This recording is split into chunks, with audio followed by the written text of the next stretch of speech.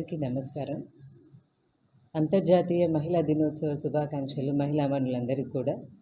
మహిళలందరూ కూడా అన్ని రంగాలలో వాళ్ళ రంగాలలో విస్తృతంగా సేవలందించి అందరూ కూడా సక్సెస్ అవ్వాలని మహిళా దినోత్సవ సందర్భంగా అందరినీ కూడా శుభాకాంక్షలు తెలుపుతూ అందరూ కూడా సక్సెస్ సాధించాలని కోరుకుంటున్నాను.